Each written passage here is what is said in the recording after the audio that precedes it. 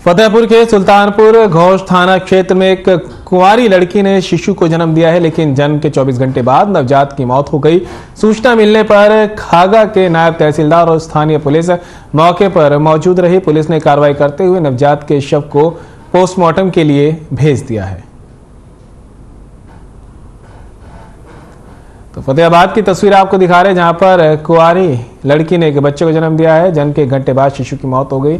तहसीलदार समेत पुलिस अमला भी मौके पर मौजूद रहा।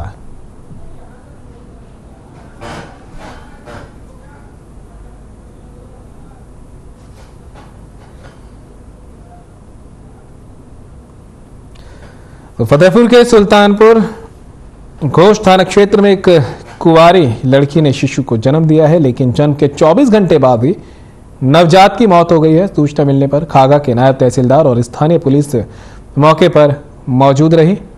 पुलिस ने कार्रवाई करते हुए नवजात के शव को पोस्टमार्टम के लिए भेजा है।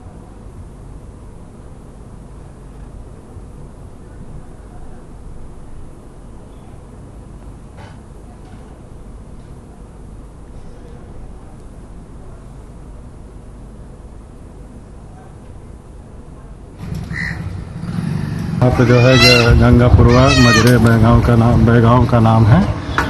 यह सच्चो जो है सुल्तानपुर घोष द्वारा बताया गया कि एक महिला निराली देवी पुत्री ओम प्रकाश उर्फ मुनि यादव, उसकी भी नवजात बच्ची हुई थी, जिसकी आज जो है ज्ञात कार्य संदिग्ध हो गई। उसी के पीएम के लिए जो है डेड बॉडी को भेजा जा रहा है। इसलिए आज 8 महीना पहले हमारी लड़की के श्यामू जो है वो गलत काम किया। उसके जो है बच्चा रह गया। बच्चा जो है 15 तारीख का सुबह 5 बजे के लमसम में पैदा हुआ। बच्चा सही सलामत रहा साहब। आज उसका जो है सुबह लमसम 7-8 बजे के बीच में बच्चा ठीक ठाक रात भर रहा। दिन में जो है सुबह पहर 7-8 बजे के बीच में बच्चा ख़त्म हो चुका। हमने सर तुरंत जब देखें तो हम अस्पताल लेके भागत रहे। थाने में सूचित दिया आए, वहाँ से साहब लोग आए।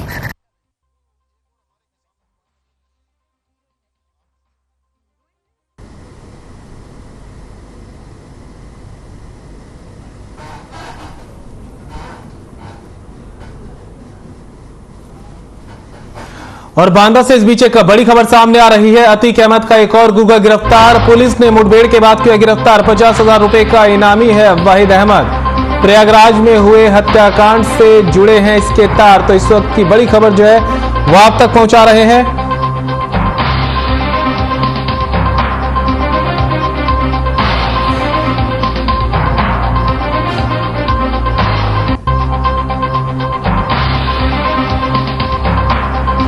बांदा से इस वक्त की बड़ी खबर आपको बता रहे हैं। अतीक अहमद का एक और गुर्गा गिरफ्तार हुआ है। पुलिस ने मुठभेड़ के बाद इसे गिरफ्तार किया। 50,000 रुपए का इनामी है वाहिद अहमद। प्रयागराज में हुए हत्याकांड से जुड़े हैं वाहिद के तार। नगर कोतवाली में हत्या और फिरौती के कई मामले दर्ज। लंबे समय से पुलिस को थी तलाश।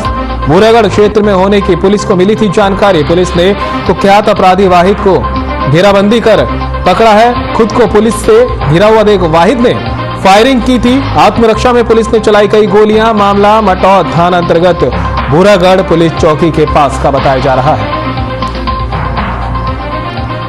इस वक्त की बड़ी खबर जो आप तक पहुंचा रहे हैं बांदा से आ रही है, जहां पर पुलिस ने मुठभेड़ के बाद अतीक अहमद के एक और गुर्गे को गिरफ्तार कर लिया है। बताया जा रहा है कि वाहिद अहमद 50,000 रुपए का इनामी है। प्रयागराज में हुए हत्याकांड से वाहिद के तार जुड़े हैं। नगर कोतवाली में हत्या और फिरौती के मामले दर्ज है। लंबे समय से पुलिस को थी तलाश।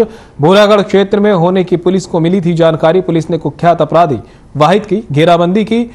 खुद को पुलिस से घिरा देख उसने फायरिंग की और फिर जिसके बाद पुलिस ने भी जवाबी फायरिंग की और मामला मटौद थाना अंतर्गत भूरागढ़ पुलिस चौकी के पास का है।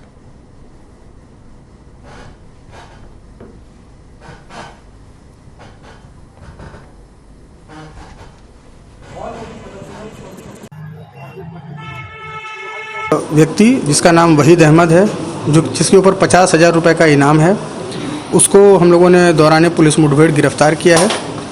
उसके पैर में गोली लगी है। उसे ट्रीटमेंट के लिए जिला अस्पताल में भर्ती करा दिया गया है। ये व्यक्ति बहुत ही कुख्यात अपराधी है। ये जो माफिया डॉन अतीक अहमद इसका सहयोगी रहा है। इसके अलावा जो प्रयागराज में उमेश पाल हत्याकांड हुआ है उसमें अरबाज नाम का मुलजिम, जिसको कि दौरान पुलिस मुठभेड़ जिसकी मृत्यु हुई थी, उसके ये रिश्तेदार है, उसका फूफा लगता है ये।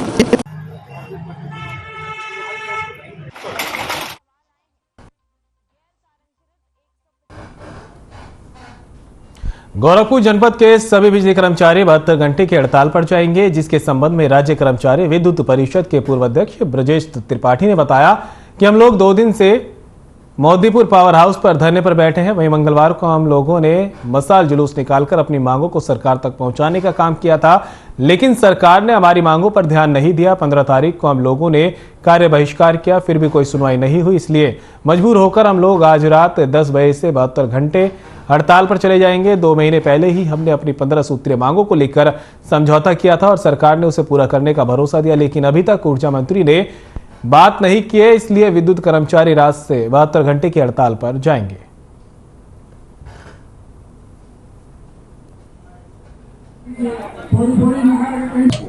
हम लोगों का ये धरना का कार्यक्रम पूर्व निर्धारित है और 3 दिसंबर को ऊर्जा मंत्री जी के साथ जो संघर्ष समिति का समझौता हुआ था उसको इम्प्लीमेंट करने की लिए नोटिस पड़ी है, उसी के कार्यक्रम में है। और आज कार्य बहिष्कार का दूसरा दिन है और आज रात की 10 बजे से 3 दिवसीय हड़ताल पर भी हम लोग जाने वाले हैं। निर्णय पहले से लिया जा चुका है, सरकार को सूचना भी दे चुकी है कि हम लोग 2 दिन कार्य बहिष्कार पर रहेंगे और तीसरे दिन हम जो भी हमारा 72 घंटे का हड़ताल है रात को 10 बजे से चालू हो जाएगा। हम कोई कार्य नहीं करेंगे, अपनी जो भी ऑपरेशन की व्यवस्था है वो छोड़ देंगे, 10 बजे रात को वो छोड़ देंगे, उत्पादन से लेकर टाइमिंग डिस्ट्रीब्यूशन तक।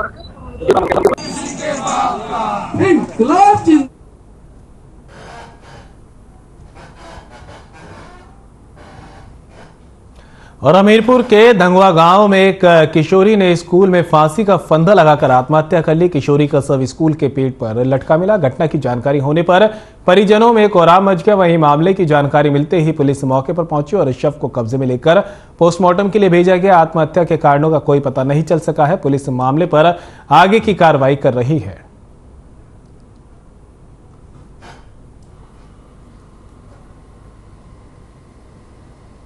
घटना के साथ बुखार आ गया तो फांसी लगा के स्कूल में मर गया। कौन? पाना। कौन है बिटिया? क्या है? पाना नाम। कौन सी कक्षा में पढ़ती थी? पढ़ती थी? पढ़ा तो रहा थी।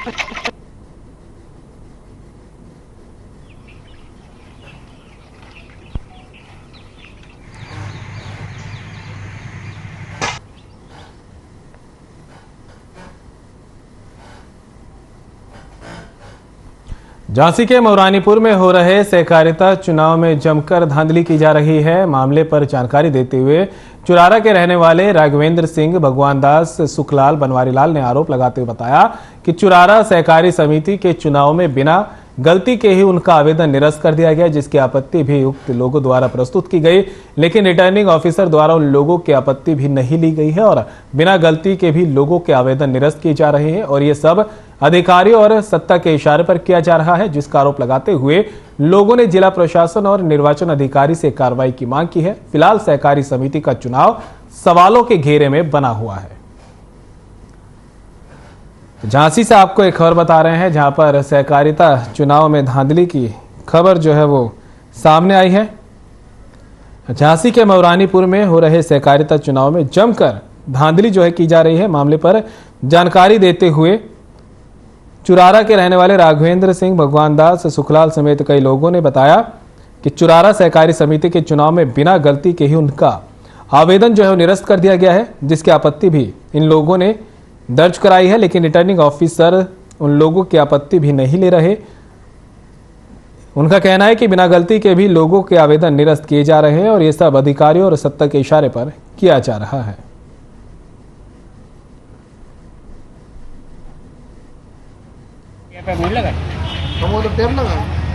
शासन की दम पे किया जा रहा है, ना तो चुनाव किया जाता और जो जीत के आता, जो जीत के। आपको क्या लगता है ये जो चुनाव है वो निष्पक्ष हो रहा है कि निष्पक्ष के लिए हो रहा है?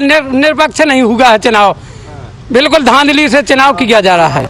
मेरे भाई बनवारी लाल का संचालक पद के लिए प्रचार डाला था, तो हम लोग उस समिति में कम से कम 30 साल से निरंतर डायरेक्टर या संचालक के पद पर कार्य करते रहे और सदस्य और अध्यक्ष भी रही हमारी मैसेज रुक्मणी देवी। अब इन लोगों ने विनय पाल सिंह सन ऑफ संतोष सिंह, जो कि सचिव हैं राजेश्वर सिंह, सहकारी समिति चुराया, इन्होंने अपने साले का पक्ष रखते हुए हम दोनों Raghavendra Singh son of Jayant Singh, Banwari Lal son of Motilal आई, इन लोगों के पैसे गलती न कोई त्रुटि होने के नाते भी हम लोगों के नष्ट कर दिए। जिम्मेदारी से लो यार।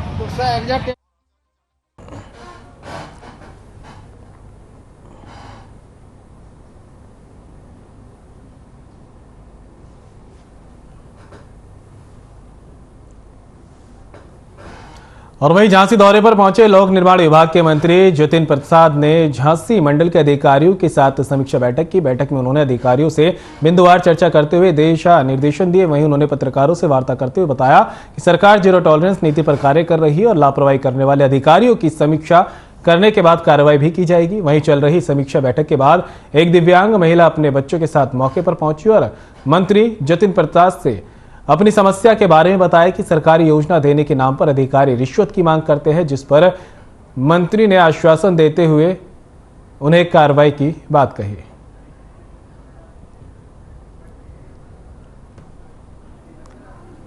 तो झांसी से आपको एक और बता रहे हैं, जहां पर मंत्री जतिन प्रसाद ने अधिकारियों के साथ समीक्षा बैठक की और लोक निर्माण विभाग के मुद्दों पर चर्चा की गई। बैठक में उन्होंने अधिकारियों से एक एक करके चर्चा की है और अधिकारियों को भी दिशा निर्देश दिए। वहीं उन्होंने पत्रकार से वार्ता करते हुए बताया कि सरकार जीरो टॉलरेंस की नीति पर कार्य कर रही है और लापरवाही करने वाले अधिकारियों पर जरूरी कार्रवाई की जा रही है। इस बीच समीक्षा बैठक के बाद एक दिव्यांग महिला भी अपने बच्चों के साथ मौके पर पहुंची और मंत्री से अपनी समस्या के बारे में बताया। उसने कहा कि सरकारी योजना देने के नाम पर अधिकारी रिश्वत मांगते हैं, जिस पर मंत्री सिर्फ आश्वासन देते हुए आगे निकल गए।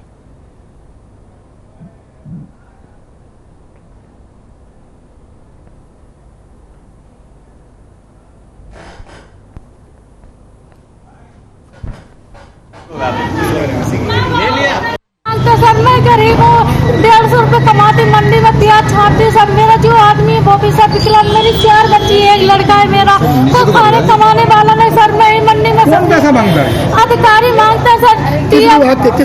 मेरी पिल्सिंग बनी थी सर, तो मैं विकलांग हूँ, पिल्सिंग आ गई सर। मेरी साथ वाली का भी 1500 रुपए सर मिल चुका है, लेकिन वो जो विकास भवन में मैडम बैठती है सर, वो मुझसे पैसे मांग रहे हैं सर, 500 रुपए मांग रहे के लिए आपकी जब खाते में मैं ढूंढूंगी, इसी के लिए सर मेरी समस्या बहुत। माननीय विधायक, जिला पंचायत अध्यक्ष के साथ बिंदवार एक एक सड़क जो निर्माणाधीन है लोक निर्माण विभाग द्वारा, हमारे सेतु निगम के द्वारा रेलवे ओवरब्रिज और सेतु और निर्माण निगम द्वारा जो कार्य हो रहे हैं, बिंदवार समीक्षा की गई है और प्रगति की भी समीक्षा हुई है। साफ स्पष्ट निर्देश हैं माननीय मुख्यमंत्री जी के। ये सरकार जीरो टॉलरेंस पे काम कर रही है, गुणवत्ता पे कोई समझौता नहीं होगा।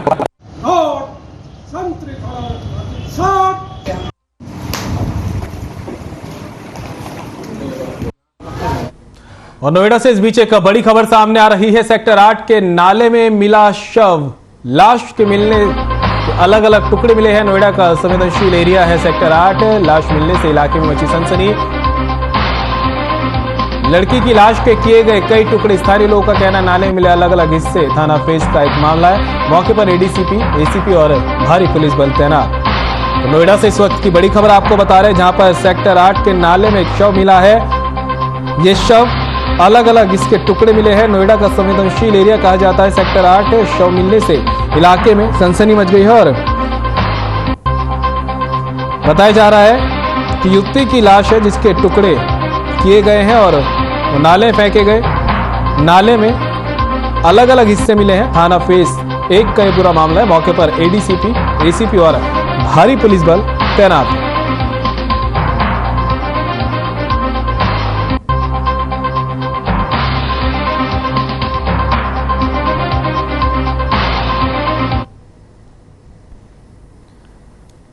तस्वीरें देख सकते हैं आप, किस तरह से जो है शव के टुकड़े मिले हैं नाले में। और नोएडा का ये मामला बताया जा रहा है। नोएडा सेक्टर 8 का ये नाला है जहां पर ये शव मिला है, जिसकी सूचना पुलिस को दी गई थी। पुलिस ने मौके पर पहुंच के टुकड़ों को बाहर निकाला और अब आगे की कार्रवाई शुरू कर दी गई है। बताया जा रहा है कि ये टुकड़े किसी युवती के हैं और स्थानीय लोगों ने इसकी जानकारी दी। मौके पर एडीसीपी, एसीपी और भारी पुलिस बल सूचना मिलते ही पहुंचा और आगे की कार्रवाई शुरू कर दी गई है।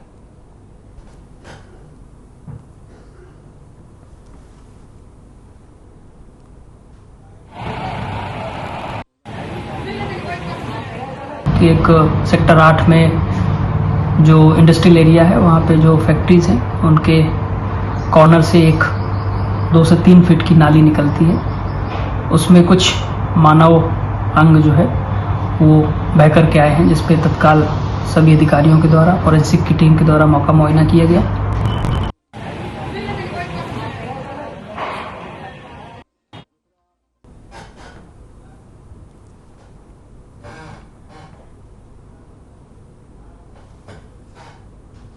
और सिद्धार्थनगर जिले के इटावा तहसील क्षेत्र के नगर पंचायत बिस्कोहर में होली मिलन समारोह कार्यक्रम का आयोजन किया गया, जिसमें मुख्य अतिथि के रूप में पूर्व विधानसभा अध्यक्ष व इटावा विधायक माता प्रसाद पांडे शामिल हुए। इस कार्यक्रम में स्थानीय सपा नेता और कार्यकर्ता भी पहुंचे। मीडिया से बात करते हुए इटावा विधायक माता प्रसाद पांडे ने बताया कि होली पर्व आपसी भाईचारे का पैगाम देता है, इसे हिंदू और मुस्लिम आपस में मिलकर मनाए। वहीं इटावा विधानसभा सीट से पूर्व विधायक और पूर्व बेसिक शिक्षा मंत्री डॉक्टर सतीश द्विवेदी कि दिए बयान का भी उन्होंने जवाब दिया और कहा कि उनके कहो इतिहास पढ़े, जब उनका जन्म नहीं हुआ था उससे पहले से होली खेली जाती है।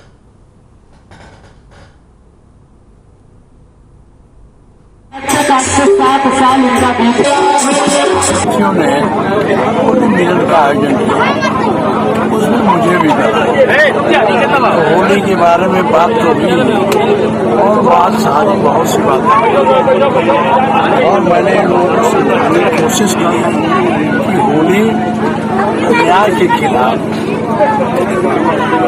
बोलने का, उसके खिलाफ खड़ा होने का एक त्योहार, जहाँ एक त्योहार है वहीं हमको एक संदेश देता है कि हमें अन्यायी और जालिम के खिलाफ भी खड़ा होना चाहिए।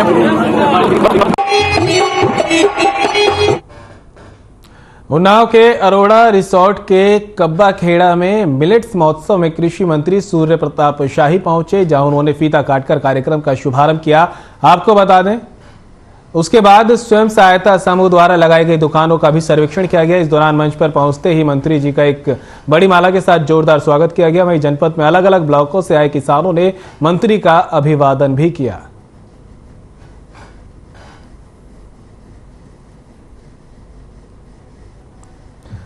तो नाव की खबर आपको बता रहे हैं, जहां पर अरोड़ा रिसोर्ट के कब्बा खेड़ा में मिलेट्स महोत्सव का आयोजन किया गया था, जिसमें कृषि मंत्री सूर्य प्रताप शाही भी पहुंचे और कृषि मंत्री सूर्य प्रताप शाही ने फीता काटकर कार्यक्रम का शुभारंभ किया, जिसके बाद स्वयं सहायता समूह द्वारा लगाई गई दुकानों का सर्वेक्षण भी किया गया। इस दौरान मंच पर पहुंचते ही मंत्री सूर्य प्रताप शाही का एक बड़ी माला के साथ जोरदार स्वागत किया गया और इस दौरान जनपद में अलग अलग ब्लॉकों से आए किसानों ने भी मंत्री का अभिवादन किया।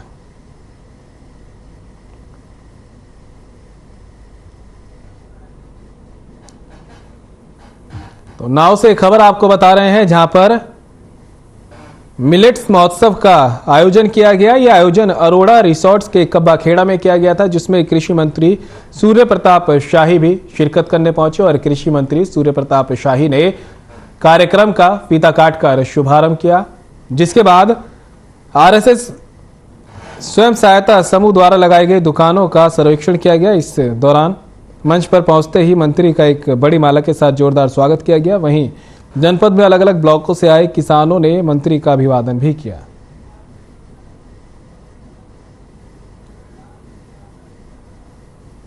तो नाव की खबर आप तक पहुंचा रहे हैं, जहां पर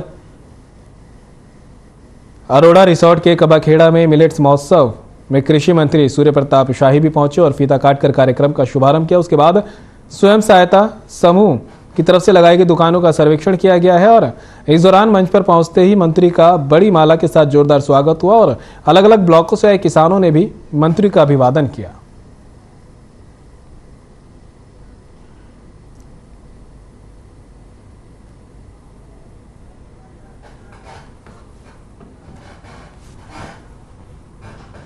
और फिलहाल इस बुलेटिन में इतना ही, दीजिए इजाजत, नमस्कार।